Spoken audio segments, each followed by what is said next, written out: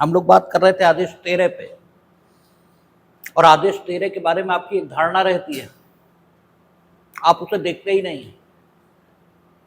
और जब हमने लास्ट एडजस्ट दिया था तो एमपी, दिल्ली, यूपी तीनों जगह उन्होंने आदेश 13 ही पूछा था कि अगर न्यायालय के समक्ष दस्तावेजें प्रस्तुत की गई हैं तो न्यायालय क्या क्या कर सकता है। और ये आदेश 13 बताता है कि what course will be applied by the court when any document will be filed before it. ठीक है, ये आपको आदेश 13 ही बताएगा। और हमने बार बार आपसे कहा है कि एग्जाम में आपसे वही पूछा जाएगा जो आपको ना आता हो,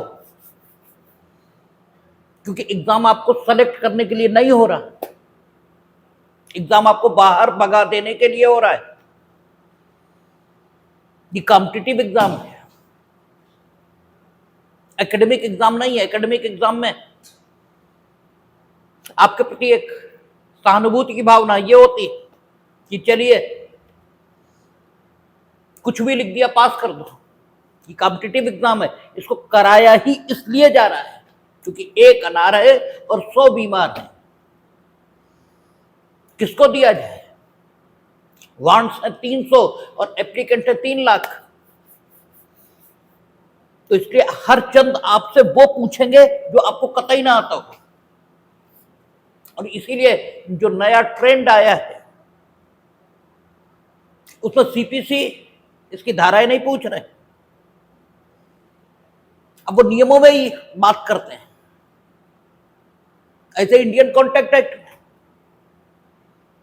वो शुरुआती नहीं पूछ रहे हैं, जिसे आप कॉन्ट्रैक्ट सेकंड कहते हो वहां से ज्यादा पूछ रहे हैं।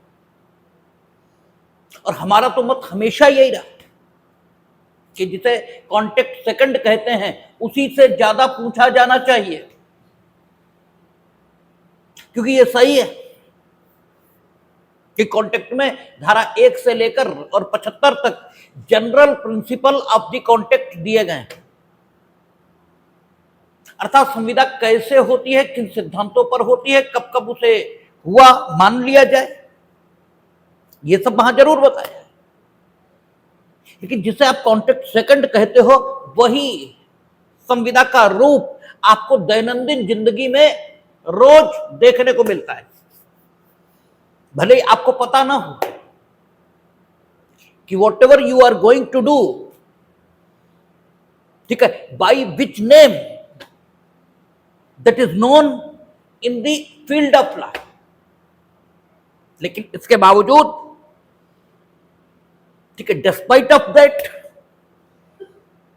आप जो हैं रोज उस प्रकार की संविधाएं करते हैं जैसी सो कॉल्ड कॉन्ट्रैक्ट सेकंड में वर्णित, जैसे उपनिदान डेली करते हैं। आपके मित्र ने आपकी गाड़ी मांगी है, आपने दी, क्या हुआ? बेलमेंट, उपनिदान हुआ है। ठीक है, रोज आप किसी ना किसी की गारंटी ले लेते हैं। तो जो डेली रूटीन लाइफ में उपयोग हो रहा है वो आपको मालूम ही होना चाहिए। इसलिए आपको मालूम भले ही ना हो, लेकिन वो अब जो पूछ रहे हैं वो डेली रूटीन लाइफ की चीज को ही पूछ रहे हैं। और आदेश 13 इसे आप बहुत हल्के में लेते हैं, इसे पढ़ते ही नहीं है। और लास्ट टाइम जब हमने एडजस्ट दिए थे, और वो भी मेंस, सीधे मेंस में सवाल आता है पूरा का पूरा कि डॉक्यूमेंट कोर्ट के समक्ष फाइल किए गए, व्हाट कोर्स, क्या क्या विकल्प हैं न्यायालय के पास, क्या करेगा। वो परिबद्ध करना चाहता है। परिबद्ध करना मीनिंग देयर बाय अपनी कस्टडी में रख लेना चाहता है। ठीक है, परिबद्ध करने का मतलब क्या? इंपाउंड अंग्रेजी में कहते हैं। इसका मतलब क्या हुआ है? अपने पास रख लेना चाहता है। ठीक है, सीआरपीसी, वहां भी ये ताकत थी कोर्ट को। मेरा ख्याल है 104 सीआरपीसी का सेक्शन था, बीएनएसएस में कुछ और हो गया होगा। वहां इंपाउंड कर लेने की ताकत कोर्ट को रहती है। आपको कोई डॉक्यूमेंट न्यायालय के समक्ष प्रस्तुत किया है, न्यायालय को लगता है कि it must be kept in the safe custody because it may be tempered, इसके साथ छेड़छाड़ की जा सकती है, तो न्यायालय ये कह सकता है कि ये न्यायालय के किसी अधिकारी की अभिरक्षा में सुरक्षित रखी जाएगी। कब तक? जब टाइम ऑफ ट्रायल आएगा, विचारण का समय आएगा, क्योंकि आदेश दे रहे अभी विचारण का समय नहीं आया है। ठीक है, विचारण तो शुरू होगा फ्रेमिंग ऑफ इश्यूज के बाद। ठीक है, अभी विचारण का समय नहीं है। इसलिए यहां पर जो दस्तावेजें न्यायालय द्वारा ली जा रही हैं, उन्हें अगर वो ग्रहित कर लेता है तो विचारण के समय उपयोग किए जाने के लिए सुरक्षित अपने समक्ष अपने पास रख सकता है। तो आदेश 13 इस हिसाब से इंपॉर्टेंट हो जाता है। और हम लोगों ने कल आपसे बात की थी, आदेश 13 नियम 1, ठीक है, और 3 की 2 निरसित, और 1 में उसने कहा था कि अभिवचन उसके साथ अगर आपने उन दस्तावेजों की प्रतियां प्रस्तुत की हैं जिन पर आपका निर्भर करने का विचार है, तो now the time has come, you must produce the original document before the court. अब आपको मूल दस्तावेज देने ही होंगे, क्योंकि अब मामला थर्ड इंपॉर्टेंट स्टेज पर पहुंचने वाला है। हमने कहा था सिविल ट्रायल को, दीवानी विचारण को अगर स्टेजेस में बांटे तो फर्स्ट स्टेज क्या है? फाइलिंग ऑफ द प्लेंट, क्योंकि उसके बिना तो कुछ होगा ही नहीं। सिविल वाद कैसे संस्थित होगा? तो सिविल वाद पत्र के उपस्थित किए जाने से संस्थित होगा, और वाद पत्र को उपस्थित करने की प्रक्रिया क्या होगी? वो आदेश 4 नियम 1। और वाद पत्र उपस्थित किए जाने के पश्चात क्या प्रक्रिया होगी? वो भी आदेश 4 नियम 1। तो वाद पत्र उपस्थित करके आप वाद को संस्थित करेंगे। And the second important stage will be appearance of the defendant and filing of the WS। ठीक है, appearance होनी चाहिए किसकी? प्रतिवादी की, जिसे अंग्रेजी में डिफेंडेंट कहते हैं। प्लेंटिफ वादी को कहते हैं, डिफेंडेंट प्रतिवादी को कहते हैं। और वादी या प्लेंटिफ ये व्यक्ति कौन है? जो ये शिकायत कर रहा है कि उसके किसी अधिकार का भंग उस व्यक्ति के द्वारा किया गया है, जिसे वो वाद में प्रतिवादी के तौर पर यानी डिफेंडेंट के तौर पर योजित कर रहा है। तो first stage filing a plaint and the second important stage will be appearance of the defendant and filing of the WS। लेकिन अभी तक आप लोगों की मर्जी पर ही है सारी बात,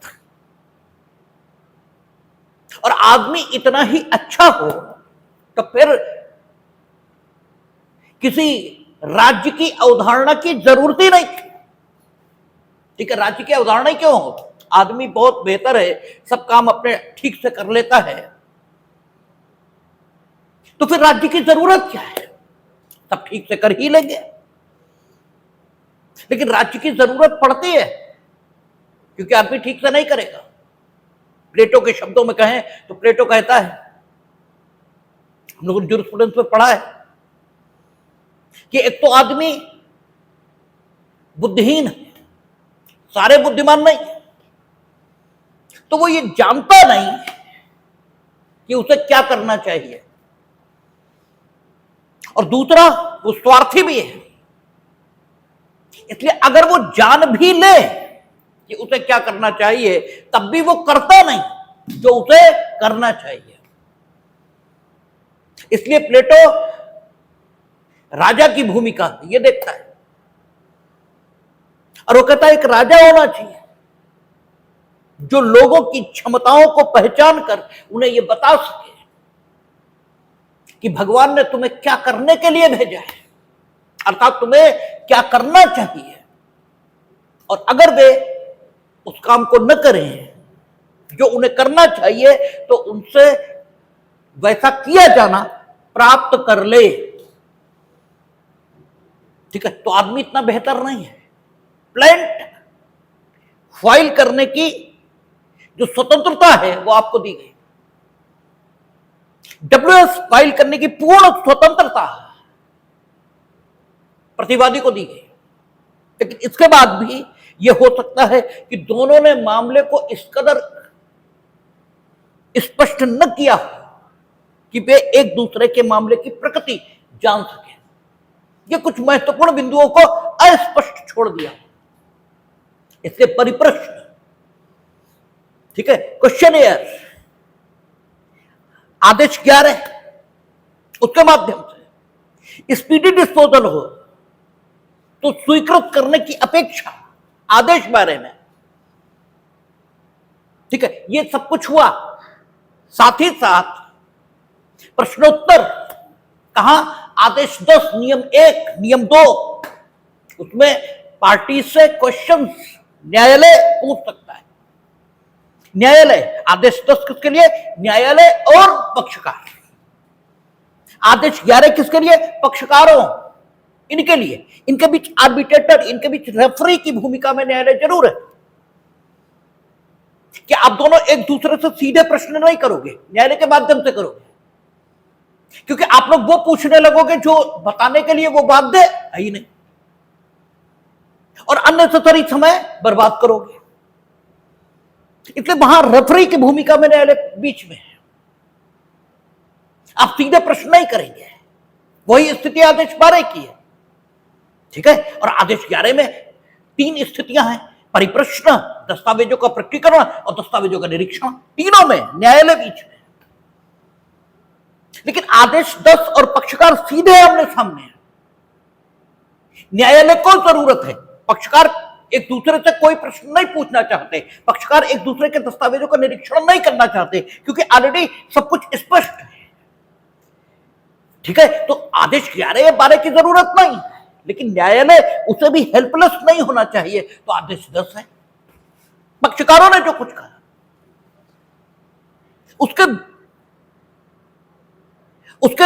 उसकी व्याख्या की जरूरत है, उसके बारे में विवरण दिए जाने की जरूरत है, या न्यायालय यह जानना चाहता है कि आप लोग एक दूसरे के मामले को स्वीकृत तो नहीं कर रहे। अगर एक दूसरे के मामले को स्वीकृत कर रहे तो आगे काहे बढ़ा गया, या फिर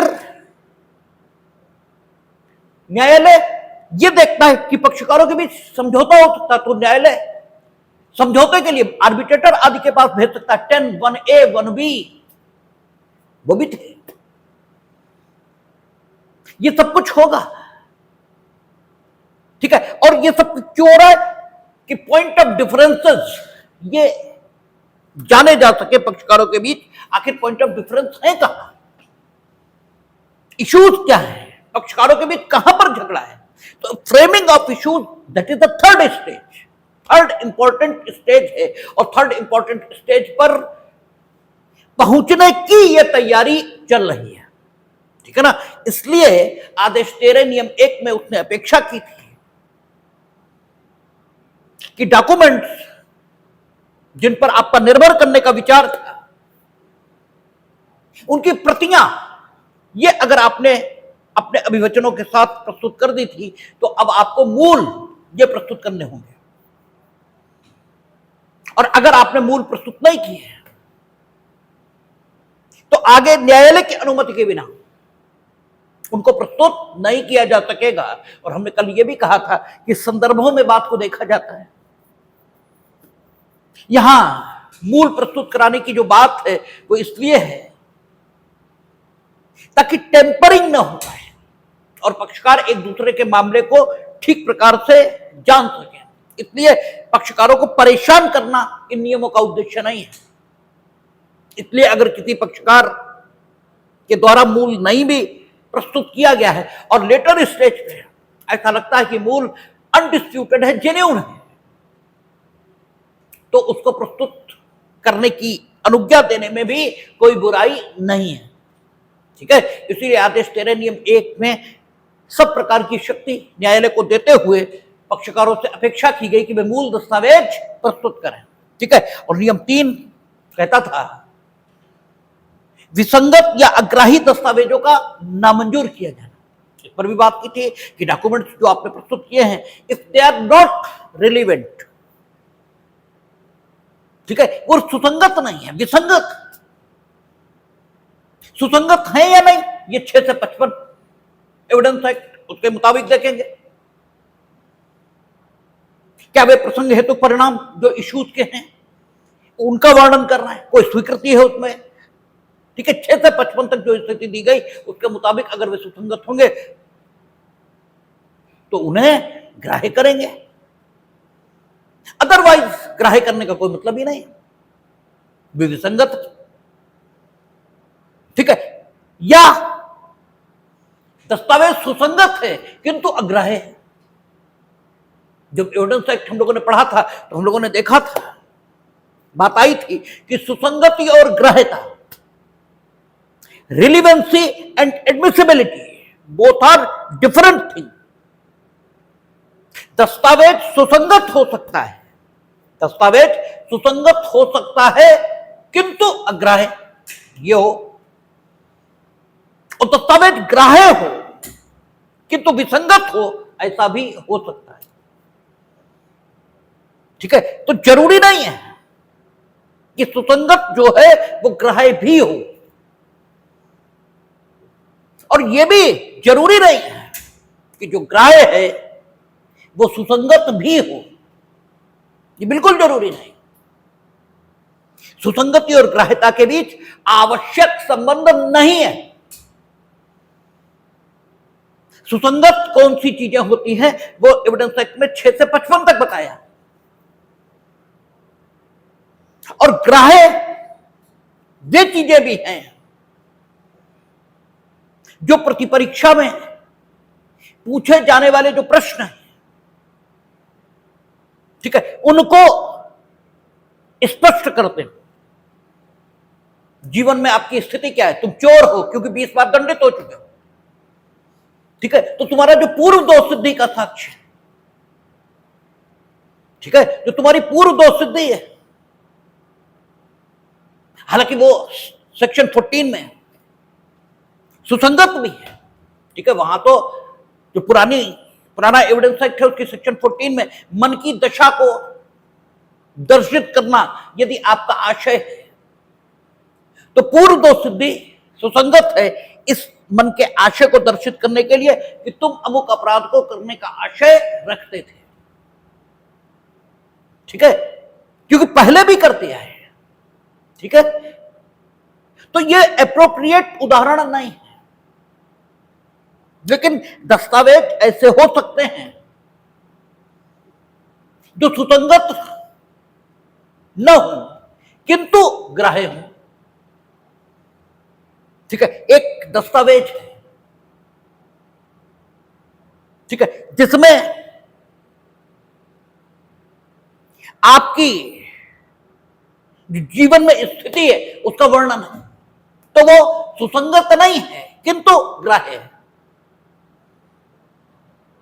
और पति पत्नी के बीच वैवाहिक संस्कृति के दौरान वार्ता हुई है, वो हो सकता सुसंगत हो, क्योंकि हो सकता उसमें जो विवादक हैं उनके अस्तित्व में आने का कारण ये प्रकट हो रहा हो। ठीक है ना, ये कहा हो कि अमुक आदमी धनाढ्य है, अगर उसके बारे में मानहानिकारक लेख छापेंगे तो हो सकता उससे पैसे मिल जाए। तो कारण मानहानिकारक लेख प्रकाशित करने के लिए अगर वो आदमी मुकदमा लाए है तो ये वार्तालाप कारण को दर्शित कर रहा है, और कारण को दर्शित करने के कारण से ये सुसंगत है। ये दस्तावेज अगर ये दस्तावेज के फॉर्म में है, मानिए पति पत्नी के बीच का वो वार्तालाप रिकॉर्ड है, तो रिकॉर्ड दस्तावेज, लेकिन ये अग्राह्य है। ठीक है, सुसंगत है किंतु अग्राह्य है, क्योंकि एविडेंस एक्ट में धारा 120 थी, वो कहती थी वैवाहिक संस्थिति के दौरान, ठीक है, जो वैवाहिक संस्थिति के चालू रहने के दौरान अगर विवाह के पक्षकारों ने एक दूसरे से कोई वार्तालाप किया है, तो यदि उन्हीं के बीच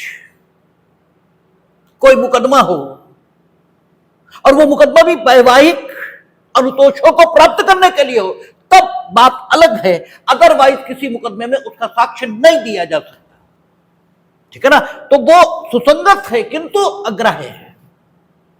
तो ऐसा हो सकता है, ये विषय एविडेंस एक्ट का है, इसलिए बहुत ज्यादा बात इस पर नहीं हो सकती इस समय, लेकिन एक मोटी बात समझ लेंगे कि सुसंगति और ग्राह्यता के बीच कोई आवश्यक संबंध नहीं होता।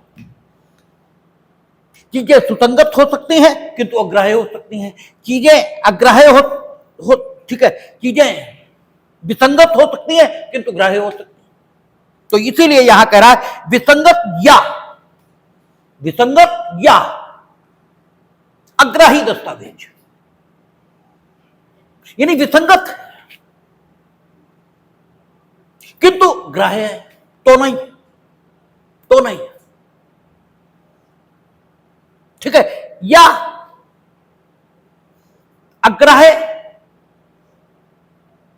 है, ठीक है, अग्राह्य विसंगत या अग्राही। अब बात उस समय नहीं आ रही, तो विसंगत या कहता न्यायालय बाद के किसी भी प्रकरण में ऐसे किसी भी दस्तावेज को जिसे वह विसंगत या अन्यथा अग्राही समझता है, ऐसे नामंजूर करने के आधारों को अभिलिखित करके नामंजूर कर सकेगा। तो इस पर बात हो गई थी कि आप क्या, अगर आप विसंगत समझते हैं और विसंगत तो है ही है, बाकी ग्राह्य भी नहीं, कोई मतलब भी नहीं होता, ठीक है, या सुसंगत है किंतु अग्राह्य है, सुसंगत है किंतु अग्राह्य है, तो फिर ऐसी दस्तावेजों को न्यायालय अपने समक्ष प्रस्तुत किए जाने पर भी नामंजूर कर देगा, वे अभिलेख के भाग नहीं बनेंगे और नामंजूरी के अपने आधार अभिलिखित करेगा। ऐसी चर्चा कल हुई थी। अब हर दस्तावेज विसंगत और अग्राह्य हो ये तो जरूरी नहीं भाई, हर दस्तावेज विसंगत या अग्राह्य होगा ऐसा तो जरूरी नहीं, सुसंगत और ग्राह्य ये भी होंगे। तो जो सुसंगत और ग्राह्य होंगे वे साक्ष्य में स्वीकार कर लिए जाएंगे, और जब साक्ष्य में स्वीकार वे किए जाएंगे तो उनके लिए भी उपबंध बनाना जरूरी। इसलिए आदेश 13 नियम 4 कहता है कि साक्ष्य में ग्रहीत दस्तावेजों पर पृष्ठांकन, ठीक है, साक्ष्य में वे दस्तावेजें ग्राह्य हो जाएंगी जो सुसंगत हैं, ठीक है, या ग्राह्य हैं या अन्यथा ग्राह्य हैं।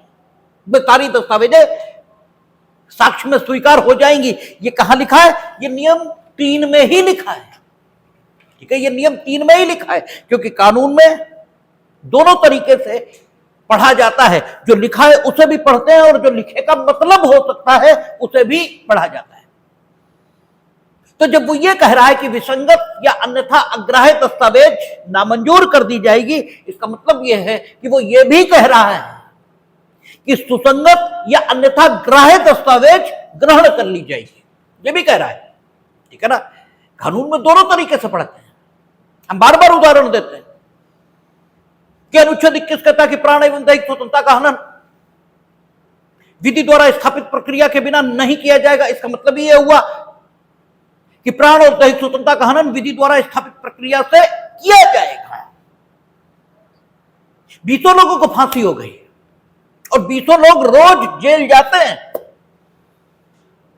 तो जब जेल जाते हैं तो दैहिक स्वतंत्रता का हनन हो जाता है, जब फांसी दी जाती है तो प्राण की स्वतंत्रता का हनन हो जाता है। लेकिन इसके बाद भी उसको उचित मानते हैं क्योंकि वो विधि की स्थापित प्रक्रिया से दिया जा रहा है। और अनुच्छेद 21 सिर्फ इतना ही कहता है कि विधि की स्थापित प्रक्रिया के बिना किसी भी व्यक्ति की प्राण और दैहिक स्वतंत्रता का हनन नहीं किया जाएगा। इसका मतलब यह हुआ कि विधि द्वारा स्थापित प्रक्रिया से किसी भी व्यक्ति की प्राण और देह स्वतंत्रता का हनन किया जाएगा। ये भी बात वही है। तो ऐसे ही यहां है, नियम 3 में वो कहता है कि विसंगत या अन्यथा अग्राह्य दस्तावेज का नामंजूर किया जाना। इसका मतलब वही ये लिखा है कि सुसंगत या अन्यथा ग्राह्य दस्तावेज का मंजूर किया जाना। और जब सुसंगत या अन्यथा ग्राह्य दस्तावेज मंजूर हो गई तो नियम 4 में प्रक्रिया दी गई है, क्योंकि न्यायालय में सैकड़ों हजारों मुकदमे चलेंगे और एक दस्तावेज जो एक मामले में साक्ष्य के तौर पर प्रस्तुत किया गया है, उसके मिसप्लेस हो जाने की भी संभावना, इससे इनकार नहीं किया जा सकता। और अगर वो मिसप्लेस हुआ तो उसे यथास्थान आसानी से पहुंचाया जा सके, इसके लिए भी प्रक्रिया बनानी पड़ेगी। फिर एक दिक्कत और भी है कि एक साक्ष्य अर्थात एक दस्तावेज साक्ष्य में एक व्यक्ति ने प्रस्तुत किया, ये कुछ दिनों बाद याद ही नहीं रहेगा किसने प्रस्तुत किया। आप कहेंगे सूची में लिखा होगा, ठीक है, तो सूची तो अलग से लगेगी, ठीक है। पीछे हम लोग पढ़कर आए कि आप न्यायालय के समक्ष, ठीक है, इसमें लिखा था, इसी में आदेश 13 नियम 1 में ही था, परंतु करके कि न्यायालय तब तक दस्तावेजों को ग्राह्य नहीं करेगा जब तक वो उच्च न्यायालय द्वारा जिस सूची को बनाया गया उस सूची के साथ उनको प्रस्तुत न किया हो, ये कहा ना। परंतु ये तब जबकि उनके साथ ऐसे प्रारूप में तैयार की गई एक सही सूची हो जो उच्च न्यायालय ने निर्दिष्ट किया है। ठीक है, आपका आदेश 13 नियम 2 इसका परंतु, लेकिन सूची तो अलग से लगी होगी, कुछ दिनों बाद दस्तावेज मिसप्लेस हो सकते हैं, इसे जानने में कठिनाई हो सकती है कि उन्हें किन पक्षकारों ने प्रस्तुत किया था। इसलिए नियम 4 कुछ व्यवस्था बना रहा है। और नियम 4 कहता है ठीक आगामी उपनियम के उपबंधों के अधीन रहते हुए, यानी 5 के उपबंधों के अधीन रहते हुए, ठीक है, ठीक आगामी उपनियम के उपबंधों के अधीन रहते हुए, ठीक आगामी उपनियम कौन सा है? 5, ठीक है, उसके उपबंधों के अधीन रहते हुए हर ऐसी दस्तावेज पर जो वाद में साक्ष्य में ग्रहण कर ली गई है निम्नलिखित विशिष्टियां प्रष्ठांकित की जाएंगी। नियम 5 देखेंगे अभी। नियम 5 क्या कहेगा कि अगर दस्तावेज ऐसी है जिसका नियमित उपयोग होता है, नियमित उपयोग, किसी बैंक का लेजर है, किसी दुकान का बही खाता है, ठीक है, किसी बिजली विभाग का बिल जमा करने का रजिस्टर है, क्रिमिनल की बात कर लेते हैं, एक्सीडेंट, ठीक है, या मारपीट, जिन के घायलों की चिकित्सा की गई, इस तथ्य को जिस रजिस्टर पर लिखा जाता है वो है, क्योंकि उस पर तो लगातार वो चल ही रहा है, उसे साक्ष्य में प्रस्तुत किया गया है, उस रजिस्टर को। मूल तो वही है, और नियम 13(1) में आपके अपेक्षा कर रहे हैं कि मूल प्रस्तुत करिए, मूल, ठीक है। अब मूल तो लगातार चालू रहने वाला खाता है, अगर यहां प्रस्तुत हो गया तो फिर चलेगा कैसे, काम कैसे चलेगा? तो ऐसे दस्तावेजों की प्रमाणित प्रतियां ये लगाई जाती हैं, उसी के बारे में नियम 5 कह रहा है, ठीक है ना। और नियम 4 मूल दस्तावेजों के बारे में कह रहा है कि जो प्रतियां मूल दस्तावेज के तौर पर, जो प्रतियां नहीं, जो मूल दस्तावेज न्यायालय के समक्ष साक्ष्य में प्रस्तुत किए जाएंगे और जिनको न्यायालय विसंगत या अन्यथा अग्राह्य नहीं पाएगा, उन्हें साक्ष्य में स्वीकार कर लेगा। उन मूल दस्तावेजों पर प्रष्ठांकन किया जाएगा, यानी इंडोर्समेंट किया जाएगा। प्रष्ठांकन का मतलब उनके पीछे, ठीक है ना, उनके पृष्ठ भाग पर निम्नलिखित प्रविष्टियां की जाएंगी जो नियम 4 में वर्णित हैं। तो यहां पर मूल दस्तावेज लिखा है, ठीक है, नियम 4 में तो मूल दस्तावेज लिखा है, लेकिन दस्तावेज ऐसे भी हो सकते हैं जो लगातार चालू रहने वाले हों, तो उनकी प्रतियां रखी जाएंगी। अब प्रतियों के लिए अलग से नियम बनाना पड़ेगा। वो नियम 5 में, ठीक है, बनाया गया है। इसीलिए नियम 4 में उन्होंने लिखा कि ठीक आगामी जो नियम है उसके उपबंधों के अधीन रहते हुए, ठीक है ना। इसका मतलब अगर प्रतियां हैं तो प्रतियों पर भी इस प्रकार के पृष्ठांकन किए जाएंगे जैसे नियम 4 में वर्णित है, ठीक है, क्योंकि वहां प्रतियां स्वीकार करना मजबूरी है, क्योंकि दस्तावेज इस प्रकृति का है कि वो लगातार चालू रहने वाला है। और अगर दस्तावेज को आप मूल रूप से रख लेंगे साक्ष्य में, तो फिर कारोबार जो सामान्य है, जो उस दस्तावेज के माध्यम से संचालित होता है, वो रुक जाएगा। और ऐसा करना न्यायालय का उद्देश्य नहीं हो सकता। इसीलिए उसने लिखा ठीक आगामी उपनियम के उपबंधों के अधीन रहते हुए हर ऐसी दस्तावेज पर जो वाद में साक्ष्य में ग्रहण कर ली गई है, निम्नलिखित विशिष्टियां पृष्ठांकित की जाएंगी। यानी न्यायालय के समक्ष अगर दस्तावेज प्रस्तुत हुए तो क्या क्या कर सकता है? विसंगत और अन्यथा अग्राह्य दस्तावेजों को, ठीक है, लेने से इनकार कर सकता है कारणों को अभिलिखित करने के पश्चात, ठीक है। और साक्ष्य में जो अन्यथा सुसंगत पाई गई, सुसंगत है या अन्यथा ग्राह्य पाई गई, उन्हें ग्रहण करेगा। और ग्रहण करेगा जब मूल दस्तावेज, तो फिर उन पर पृष्ठांकन कराएगा। और पृष्ठांकन में क्या क्या लिखाएगा? वाद का संख्यांक और शीर्षक। वाद का संख्यांक आपको पता है, हम लोगों ने पढ़ा था आदेश 4 नियम 1 में कि सिविल वादों के रजिस्टर में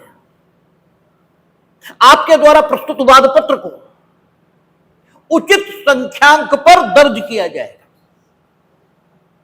यानी आपसे पूर्व जिस संख्यांक पर कोई वाद पत्र दर्ज किया जा चुका है, क्रम में उस संख्यांक से अगले संख्यांक पर आपके द्वारा प्रस्तुत वाद पत्र को दर्ज कर दिया जाएगा। आपने जिस समय वाद पत्र प्रस्तुत किया उससे पूर्व 39 संख्यांक पर एक वाद पत्र दर्ज किया जा चुका है, ठीक है ना। इसका मतलब आपके द्वारा प्रस्तुत वाद पत्र को 39 के ठीक अगले संख्यांक यानी 40 पर दर्ज किया जाएगा, ठीक है। तो आपके वाद का संख्यांक क्या हुआ?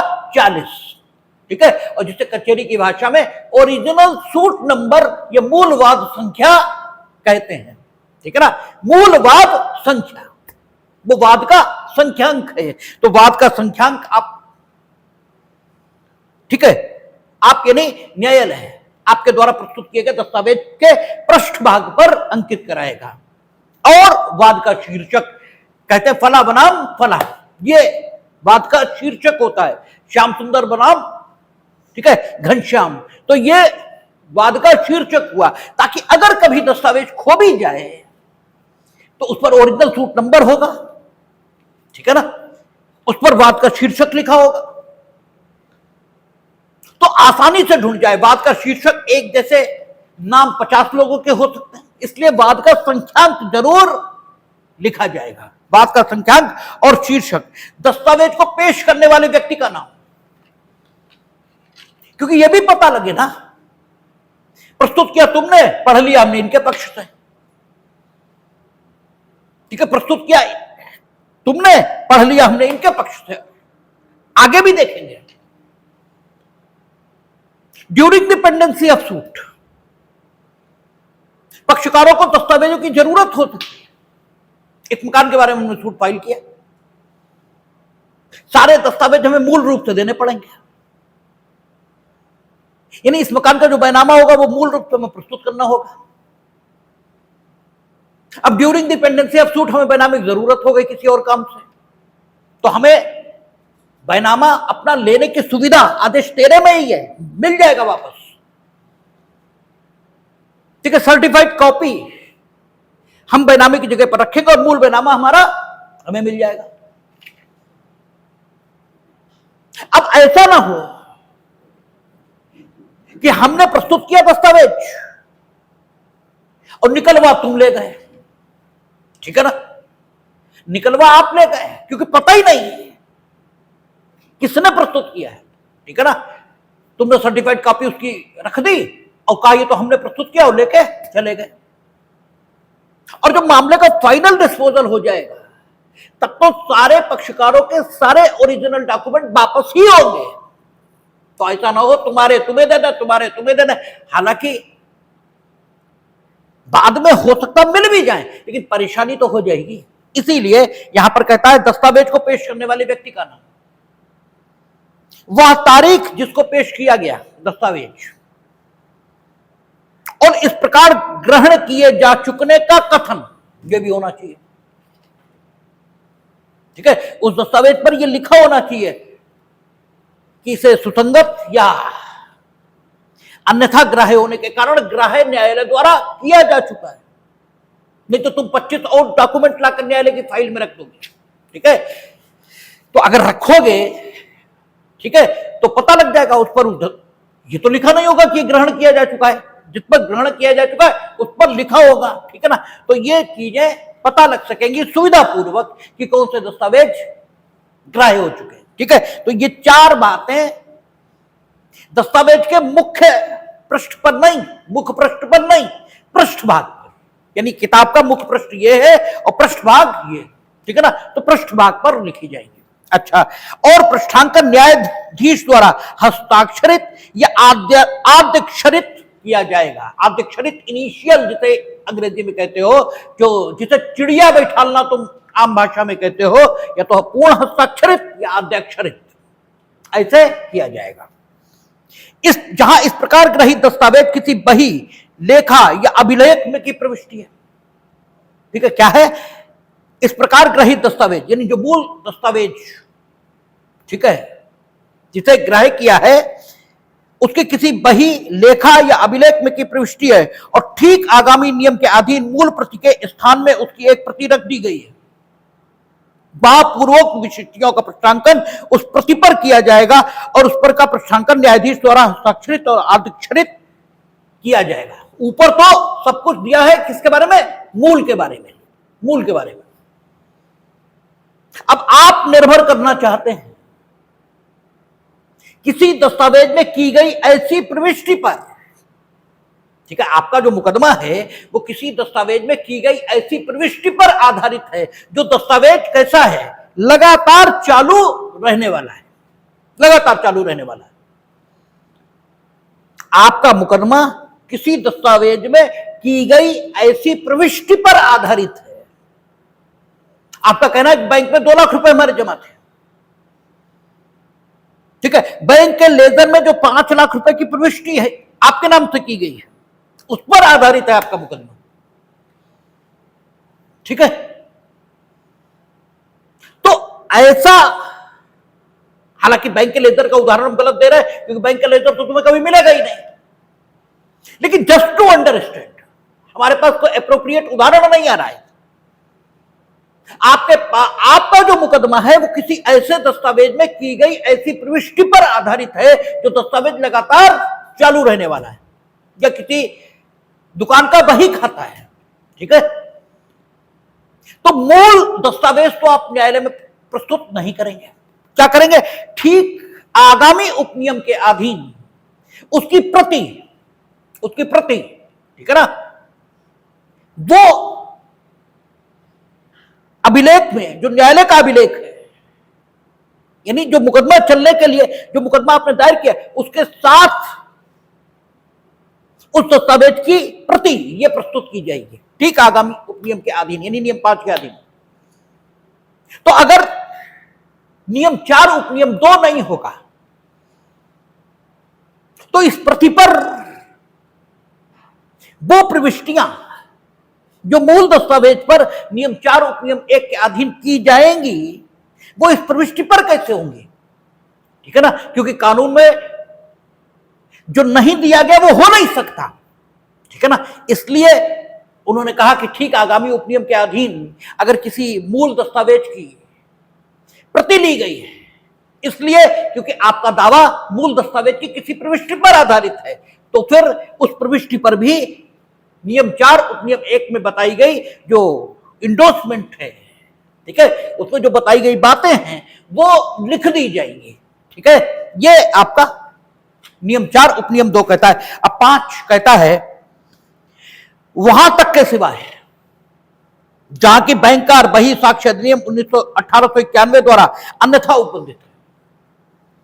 उस दशा में जिसमें वाद के साक्ष्य में ग्रहित दस्तावेज, डाक बही या दुकान बही या अन्य लेखा में कि जो चालू उपयोग में रहता है प्रविष्टि है, वह पक्षकार जिसकी ओर से बही या लेखा पेश किया गया है उस प्रविष्टि की प्रति दे सकेगा। यानी सीधे कह रहा है, साक्ष्य में अगर क्या दिया जा रहा है, डाक बही, दुकान बही या अन्य लेखा माने अन्य अकाउंट, ठीक है, किसी भी दुकान का नहीं है, वो डाक का नहीं है, लेकिन किसी का अकाउंट है, इंश्योरेंस कंपनी का अकाउंट, रोडवेज का अकाउंट, ठीक है, कुछ भी है जो अकाउंट है, ठीक है, डाक बही, लेखा बही, डाक बही, दुकान बही, इसका तो उसने उल्लेख कर दिया। बाकी उसने कह दिया कि अन्यथा कोई लेखा है,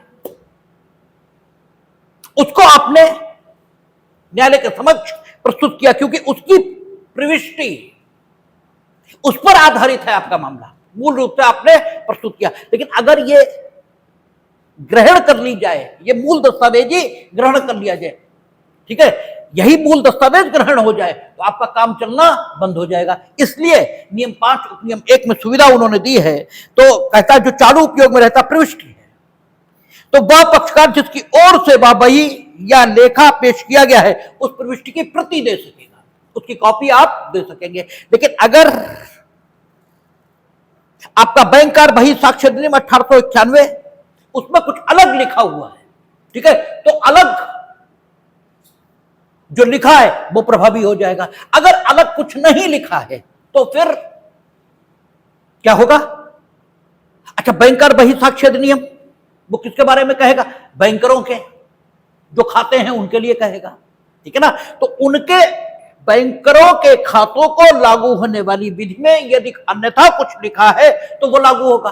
अदरवाइज सामान्य नियम ये रहेगा जो आदेश 13 नियम 5 उपनियम 1 में लिखा है कि अगर कोई डाक बही है, अगर कोई बैंक का खाता है या कोई अन्य चालू खाता है, उसमें की गई प्रविष्टि पर आधारित है किसी व्यक्ति का मामला, तो मूल दस्तावेज पेश करके, मूल तो आपको प्रस्तुति करना पड़ेगा, मूल प्रस्तुत करना पड़ेगा, और मूल प्रस्तुत करने के बाद उसकी प्रति ये साक्ष्य में रखी जा सकेगी। और जो रखने की का तरीका होता है, उसकी जो भाषा होती है, उसे कचहरी में देखने के लिए जाया जाता है कैसे रखी जाती है, क्योंकि हम रोज रखवाते हैं, ठीक है। उसमें लिखा जाता है कि अमुक रजिस्टर न्यायालय की अपेक्षा के अनुसार मैं आज लेकर न्यायालय में उपस्थित हुआ हूं। यानी जो पक्षकार लेकर आता है, जैसे किसी तो सम्मन जारी होगा ना, वो दस्तावेज लेकर आएगा, उसका नाम लिखा जाएगा, फिर लिखा जाएगा मैं न्यायालय द्वारा जारी सम्मन के अनुसरण में या न्यायालय द्वारा की गई अपेक्षा के अनुसरण में आज अमुक दस्तावेज लेकर न्यायालय में व्यक्तिगत रूप से उपस्थित हूं। ये दस्तावेज, इस पर ये लिखा हुआ है, इसके पृष्ठ संख्या इतने पर, क्रम संख्या इतने पर अमुक प्रविष्टि है, ठीक है। इस अमुक प्रविष्टि की छाया प्रति मैं आज न्यायालय में प्रस्तुत कर रहा हूं। मैंने इस छाया प्रति की तुलना मूल प्रति से कर ली है और इस छाया प्रति को मूल के अनुरूप पाया है। पूरी इंडियन एविडेंस एक्ट की धारा 63 थी, वो यही तो कहती थी, मूल से तुलना की गई प्रतियां,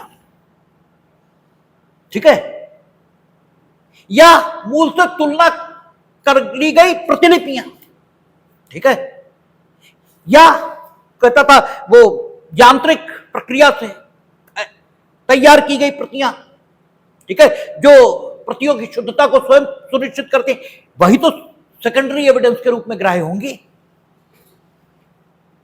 तो वो प्रति आप देंगे, ठीक है, और उस पर आदेश 4 नियम 1 में जो बातें कही गई हैं वो प्रविष्ट की जाएंगी आदेश 4 नियम 2 के प्रभाव से, क्योंकि वो प्रति पर है, वो मूल दस्तावेज पर नहीं है, ठीक है। तो कचहरी में यह देखने जाया जाता है कि ये कानून कैसे लागू होता है, ठीक है, लागू उसे कैसे किया जाता है, ये नहीं देखने वहां जाया जाता है कि कानून क्या है, ठीक है, क्या है ये जानने के लिए क्लास है, how that will be applied, ठीक है, उसे देखने के लिए कोर्ट है, वहां वो लागू होता है उस तरीके से। आगे कहता है आदेश 5 नियम 2 में, जहां ऐसी दस्तावेज लोक कार्यालय में, जहां ऐसे दस्तावेज लोक कार्यालय में से ये लोक अधिकारी द्वारा पेश किए गए लोक अभिलेख में की प्रविष्टि है। लोक अभिलेख कौन से होते हैं? सेक्शन 74 इंडियन एविडेंस एक्ट वो बताता है, प्रभुता संपन्न प्राधिकारी के, ठीक है, कहता था ना, प्रभुता संपन्न प्राधिकारी के, भारत के, कॉमनवेल्थ के, विदेश के जो कार्यपालिकी, न्यायिक और विधायी प्राधिकारी हैं, उनके कार्यों के रूप में, उनके कार्यों के अभिलेख के रूप में, और प्राइवेट दस्तावेजों के रखे गए लोक अभिलेख, ऐसे करके वो लोक अभिलेखों की परिभाषा देता था। तो सेक्शन 74 लोक अभिलेख को बताता है। यहां कहता है जहां ऐसे दस्तावेज लोक कार्यालय में से या लोक अधिकारी द्वारा पेश किए गए लोक अभिलेख में की प्रविष्टि है, या जिस पक्षकार की ओर से बही या लेखा पेश किया गया है उससे भिन्न व्यक्ति की बही या लेखा में की प्रविष्टि है, वहां न्यायालय अपेक्षा कर सकेगा कि उस प्रविष्टि की प्रति जहां वह अभिलेख बही या लेखा पक्षकार की ओर से पेश किया गया है वहां उस पक्षकार द्वारा दी जाए, अथवा जहां वह अभिलेख बही या लेखा ऐसे आदेश के अनुपालन में पेश किया गया है जो स्वप्रेरणा पर कार्य करते हुए न्यायालय ने दिया है, वहां दोनों पक्षकारों या किसी भी पक्षकार द्वारा दी जाए। यानी लिखा जाना है ना, आदेश 4 नियम 1 के अंतर्गत कि प्रति या मूल दस्तावेज किस पक्षकार ने दी है, ये लिखा जाना है ना, ठीक है, ये तो लिखा जाना है। तो वो कह रहा है कि अगर लोक दस्तावेज या लोक कार्यालय में रखे हुए किसी दस्तावेज को लोक सेवक के द्वारा प्रस्तुत किया गया, लोक अधिकारी के द्वारा प्रस्तुत किया गया है, तो फिर क्या होगा? न्यायालय ने अगर उसे आहूत कर दिया दस्तावेज को कि भाई मंगवाओ, ये देखेंगे, ठीक है, न्यायालय ने स्वयं मंगवा लिया है, किसी पक्षकार के आवेदन पर नहीं, स्वयं मंगवाया है।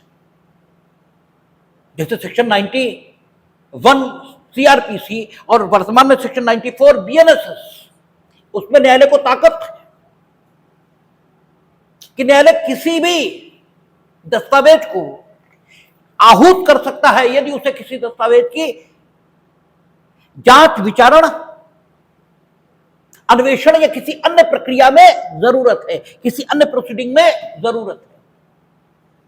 आपने बेल एप्लीकेशन लगाई, आपका कहना है कि हम तो बैंक में थे उस समय जिस समय अपराध का होना भी कथित है, बैंक की सीसीटीवी फुटेज न्यायालय चाहे तो आहूत कर ले, ठीक है। तो न्यायालय को सब कुछ आहूत करने की सुविधा ये होती है, यहां भी है, सीपीसी में भी है, यथास्थान दिखाएंगे। जैसी ताकत 91 सीआरपीसी या 94 बीएनएसएस में क्रिमिनल कोर्ट को है, वैसी ही ताकत सिविल कोर्ट को भी है, अभी देखेंगे। पक्षकार ने कहा कि हमारे मामले में अमुक लोक दस्तावेज में रखे गए अमुक लोक अभिलेख, इसे अगर आहूत कर लिया जाए तो हमारा मामला साबित हो जाएगा। न्यायालय ने आहूत कर लिया, ठीक है। तो उस पक्षकार का नहीं है वो लोक अभिलेख, लोक अभिलेख तो लोक अभिलेख है, इस पक्षकार का थोड़ी है, इस पक्षकार का दस्तावेज नहीं है वो। यह भी हो सकता है कि ये पक्षकार किसी अन्य का दस्तावेज ये आहूत करवाए और किसी अन्य व्यक्ति का दस्तावेज लोक अभिलेख के स्थान पर यह आहूत हो। तो अगर किसी दस्तावेज को आहूत करवाया है किसी पक्षकार ने और वो दस्तावेज इस पक्षकार का नहीं है जिसने आहूत करवाया, तो उसकी प्रति रखी जाएगी और ऐसे माना जाएगा मानो इस पक्षकार के ही दस्तावेज की प्रति है जिसने इसे आहूत करवाया, इसी का नाम लिखा जाएगा उसमें। और न्यायालय ने अगर आहूत किया किसी लोक अभिलेख को, ठीक है, और स्वप्रेरणा से आहूत किया, तो फिर दोनों पक्षकारों में से, ठीक है, ये लिखा जाएगा कि दोनों पक्षकारों के द्वारा उसे दिया गया है, क्योंकि खा खंड में उसने कहा जहां वह अभिलेख बही या लेखा ऐसे आदेश का अनुपालन में पेश किया जो स्वप्रेरणा पर कार्य करते हुए न्यायालय ने दिया है, वहां दोनों पक्षकारों या किसी भी पक्षकार द्वारा दिया जाए, ठीक है, जैसा न्यायालय उचित समझेगा। यानी न्यायालय चाहे लोक अभिलेख को आहूत करे स्वप्रेरणा से, चाहे किसी अन्य दस्तावेज को आहूत करे स्वप्रेरणा से, तो या तो यह माना जाएगा कि दोनों पक्षकारों ने उसको दिया है, और या फिर न्यायालय स्वयं बता देगा कि अमुक पक्षकार के द्वारा दिया गया उसे माना जाए, तो वैसा रहेगा। कहता जहां प्रविष्टि की प्रति इस नियम के पूर्वगामी उपबंधों के अधीन दे दी गई है, वहां न्यायालय आदेश 7 के नियम 17 में वर्णित रीति से प्रति की परीक्षा और तुलना और प्रति को प्रमाणित कराने के पश्चात प्रविष्टि को चिन्हित करेगा, उस वही लेखा या अभिलेख को जिसमें वह है उसे पेश करने वाले व्यक्ति को लौटवा देगा। आदेश 7 नियम 17 है, हम लोगों ने देखा था। आदेश 7 वादपत्र से संबंधित था, ठीक है, आदेश 7 काहे से संबंधित था? वादपत्र से। और आदेश 7 नियम 17 विशेषकर उन बही खातों से संबंधित था जो बही खाते लगातार चालू रहते हैं, लगातार चालू रहते हैं। तो आदेश 7 नियम 17 में कहा था, आदेश 7 नियम 17 में कहा था कि आप मूल खाता प्रस्तुत करेंगे, ठीक है, मूल खाता आपने प्रस्तुत कर दिया।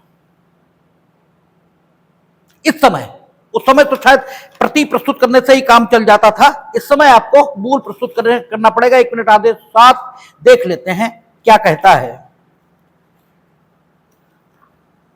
आदेश 7 नियम 17, हाँ, कहता है वहां तक के सिवाय जहां की बैंकर बही साक्ष्य अधिनियम 1891 द्वारा अन्यथा उपबंधित है, उस दशा में जिसमें कि वह दस्तावेज जिसके आधार पर वादी वाद लाता है दुकान के बही खाते या अन्य लेखे में कि जो उसके अपने कब्जे या शक्ति में है प्रविष्टि है, वादी उस प्रविष्टि की जिस पर वह निर्भर करता प्रति के सहित, ठीक है, प्रति के सहित उस बही खाते या लेखे को वाद पत्र के फाइल किए जाने के समय पेश करेगा। दोनों, यानी आपका दावा किसी ऐसे अकाउंट की ऐसी प्रविष्टि पर है जो अकाउंट लगातार चालू रहता है, तो आप वादपत्र के प्रस्तुत किए जाने के समय पूरा खाता भी लेकर जाएंगे और खाते की प्रविष्टि भी लेकर जाएंगे, ठीक है। जब दोनों आप लेकर जाएंगे तब यह आदेश 13 नियम 3 कह रहा है कि क्या होगा, जहां प्रविष्टि की प्रति इस नियम के पूर्वगामी उपबंधों के अधीन दे दी गई, यानी पूर्वगामी उपबंधों के अधीन प्रति दे दी गई, ठीक है, यानी उस पर इंडोर्समेंट वगैरह सब हो गया है। वहां न्यायालय आदेश 7 के नियम 17 में वर्णित रीति से प्रति की परीक्षा और तुलना और प्रति को प्रमाणित करने के पश्चात प्रविष्टि को चिन्हित करेगा, ठीक है। यानी सबसे पहले तो जो प्रति आप लाए हो उसकी मूल से तुलना की जाएगी कि ये ठीक वैसी ही है, ये ठीक वैसी नहीं है, ठीक है। सबसे पहले तुलना की जाएगी और फिर उसको परीक्षा और तुलना और प्रति को प्रमाणित करने के पश्चात फिर न्यायालय उसे अटेस्ट करेगा, ठीक है। और उसके बाद वो चीजें लिख के जो आदेश 13 नियम 4 में बताई गई हैं वो प्रति अभिलेख में आ जाएगी और आपका डॉक्यूमेंट यानी आपका बही खाता या दस्तावेज आपको वापस कर दिया जाएगा, क्योंकि दुकान के लिए वो जरूरी है, ठीक है। इसे ऐसे समझें तो थोड़ा कठिन लगता है, लेकिन वैसे तो बड़ा आसान है। दुकान का बही खाता है, आप लेकर आएंगे, दुकान के बही खाते पर आधारित आपका मामला है, लेकर आएंगे, उसकी प्रति भी साथ में लेकर आएंगे, उसकी तुलना की जाएगी, तुलना करके खाता आपका वापस, प्रति उन चीजों को लिखकर जो आदेश 13 नियम 4 में बताई गई रिकॉर्ड में शामिल हो जाएगा, ठीक है। तो इसे कोई ऐसी चीज नहीं है। आदेश 13 नियम 6 कहता साक्ष्य में अग्राह्य होने के कारण नामंजूर दस्तावेजों पर पृष्ठांकन, क्योंकि तुम बार बार वही दस्तावेजें प्रस्तुत न कर दो, ठीक है। हालांकि ये कहा गया है कि लेटर स्टेज पर न्यायालय की अनुमति के बिना दस्तावेज प्रस्तुत नहीं होंगे, ठीक है ना। इस समय तक आपको सारे दस्तावेज दे देने हैं, लेकिन आप बार बार ले आओगे तो ये तो तय करना ही पड़ेगा कि अब ये दस्तावेज प्रस्तुत हो सकता है या नहीं, भाई ये लिखा है ना न्यायालय की अनुमति के बिना प्रस्तुत नहीं होंगे, ये तो नहीं लिखा कि प्रस्तुत नहीं होंगे। हम न्यायालय की अनुमति मांगने चले आए, न्यायालय अनुमति दे या न दे इस पर भी तो विचार करना पड़ेगा, इस पर भी तो विचार करना पड़ेगा। ठीक है भाई, न्यायालय अनुमति दे या न दे इस पर विचार ही तो करेगा, और विचार में समय लगेगा। तो अनड्यू पेंडेंसी बढ़ेगी। इसके लिए क्या लिखा कि आदेश 13 नियम 3 में जो दस्तावेज हम विसंगत या अन्यथा अग्राह्य पाएंगे वो आपको वापस तो करेंगे, किंतु पृष्ठांकन के साथ कि ये अग्राह्य पाई गई है या विसंगत पाई गई, ताकि बार बार तुम लेके आओ तो उसे ये डिसाइड करने की न्यायालय को जरूरत ना पड़े कि हम इजाजत दें या ना दें। ठीक है, क्योंकि अगर विसंगत या अन्यथा अग्राह्य तो भी इजाजत नहीं देगा। ठीक है, या आपको किन्हीं कारणों से उसे पहले ही प्रस्तुत कर देना चाहिए तो भी इजाजत नहीं देगा। हालांकि हमने कल कहा था कि इजाजत देने के मामले में न्यायालय यहां बड़ा उदार रवैया अपनाएगा। ठीक है, लेकिन फिर भी संभव है कि वो इजाजत न दे, लेकिन दे या न दे इसे विचार करने में समय लगेगा। और एक स्थिति यह भी है कि विसंगत या अन्यथा अग्राह्य होगा तो नहीं देगा। तो अगर हम पहले ही लिख रहे हैं तो कुछ तो समय की बचत रहेगी ही, इसलिए नियम 7 कह रहा है। ठीक है, सॉरी, नियम 6 कह रहा है जहां उस दस्तावेज को जिस पर साक्ष्य के रूप में दोनों पक्षकारों में से कोई निर्भर करता है, न्यायालय साक्ष्य में अग्राह्य ठहरा देता है। ठीक है, आप निर्भर कर रहे थे लेकिन न्यायालय ने उसे साक्ष्य में अग्राह्य ठहरा दिया। इसमें आदेश 13 नियम 3 में वहां नियम 4 के उपनियम 1 के खंड का, खा और गा में वर्णित विशिष्टियां इस कथन के सहित कि वे नामंजूर कर दी गई हैं उस पर प्रष्ठांकित की जाएंगी और प्रष्ठांकन न्यायाधीश द्वारा हस्ताक्षरित या अध्यक्षरित किया जाएगा। यानी उस पर यह वाद का संख्यांक, वाद का शीर्षक, किस तारीख को वो दस्तावेज पेश की गई थी और किसने पेश की थी, यह लिखा जाएगा। और साथ में यह लिखा जाएगा कि वो न्यायालय द्वारा अग्राह्य ठहरा दी गई, ताकि बार बार तुम लेकर ना हो। ठीक है, आदेश 13 नियम 7 ग्रहीत दस्तावेजों का अभिलेख में सम्मिलित किया जाना और नामंजूर की गई दस्तावेजों का लौटाया जाना। यानी अगर यह नहीं होगा, ठीक है, कि नामंजूर की गई दस्तावेजों को लौटाया जाना, यह नहीं लिखा होगा तो क्या होगा? यह होगा कि आदेश 13 नियम 3 में जो दस्तावेजें हैं विसंगत या अन्यथा अग्राह्य ठहर जाएंगी, उन्हें फेंकोगे कहां, करोगे क्या उनका? भाई ठीक, विसंगत या अन्यथा अग्राह्य है तो अब क्या करें इसका? रद्दी में तो नहीं जला देंगे, बेच के लिफाफे तो नहीं बन जाएंगे, रहेगा तो रिकॉर्ड में। और हम तंग करने के लिए रोज 20 डॉक्यूमेंट अग्राह्य या विसंगत प्रस्तुत करेंगे और एक कमरे की ऊंचाई का ढेर एक फाइल पर बना देंगे। कैसे प्रस्तुत होगी, क्या होगा? इसलिए उन्होंने सीधे यहां लिखा कि जो ग्रहीत दस्तावेज हैं वो अभिलेख में शामिल होंगे और जो विसंगत और अग्राह्य वो वापस होंगे, उसमें रखे नहीं जाएंगे। ठीक है, इसीलिए आदेश 13 खूब पूछते हैं, खूब पूछते हैं और पूरा पूरा पूछ लेते हैं कि जब डॉक्यूमेंट प्रस्तुत हुआ और है कुछ नहीं, है कुछ नहीं, और अगर आता नहीं, एक बार देखा नहीं, तो फिर कुछ नहीं होगा, कुछ लिख भी नहीं पाओगे। और विस्तृत उत्तर पूछते और कॉम्पिटिटिव एग्जाम में आपके एलएलबी में नहीं पूछेंगे। ठीक है, तो कहता है हर ऐसी दस्तावेज जो साक्ष्य में ग्रहण कर ली गई है या जहां नियम 5 के अधीन मूल प्रति के स्थान में उसकी प्रति रख दी गई है, वहां उसकी प्रति वाद के अभिलेख का भाग होगी। जो ठीक है, जो ग्रहित हो गई या जो मूल की प्रति साक्ष्य में ग्रही गई वो तो अभिलेख में रख दी जाएगी, पत्रावली में शामिल हो जाएगी। और दस्तावेजें जो साक्ष्य में ग्रहण नहीं की गई अभिलेख का भाग नहीं होंगी और वे यथास्थिति उन व्यक्तियों को लौटा दी जाएंगी जिन्होंने उन्हें पेश किया था।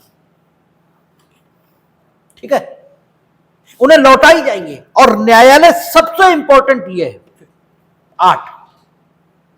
ये प्री में भी पूछ लेते हैं कि न्यायालय की परिबद्ध कर लेने की शक्ति दस्तावेज को सिविल न्यायालय में कहां है, तो आदेश 13 नियम 8 कहता है यदि न्यायालय को इस बात के लिए पर्याप्त हेतुक दिखाई दे, सब दस्तावेजों को नहीं करेगा परिबद्ध, इस बात के लिए पर्याप्त हेतुक दिखाई दे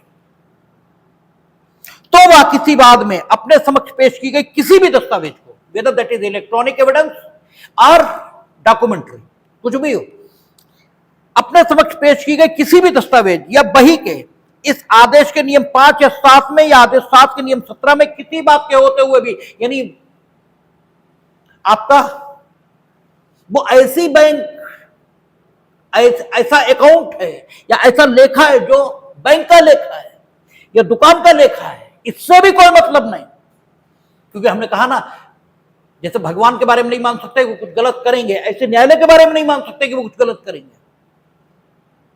इसलिए यह नहीं माना जा सकता कि किसी बैंक या दुकान के खाते को सिर्फ परेशान करने के लिए, डिस्टरबेंस पैदा करने के लिए वो परिबद्ध कर लेंगे। जरूर कुछ ऐसा होगा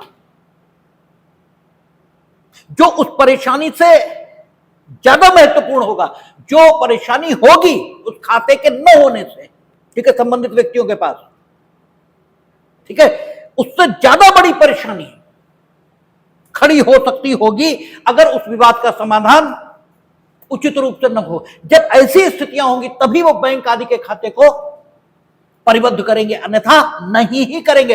ऐसा विश्वास न्यायालय के प्रति रखा जाता है, इसीलिए ऐसी शक्तियां न्यायालय को दी जाती हैं कि कैसी, कि उनका इस आदेश के नियम 5 या 7 में या आदेश 7 के नियम 17 में किसी बात के होते हुए भी ऐसी अवधि के लिए और ऐसी शर्तों के अधीन जो न्यायालय ठीक समझे परिबद्ध किए जाने पर न्यायालय के किसी अधिकारी की अभिरक्षा में रखे जाने के लिए निर्देश दे सकेगा।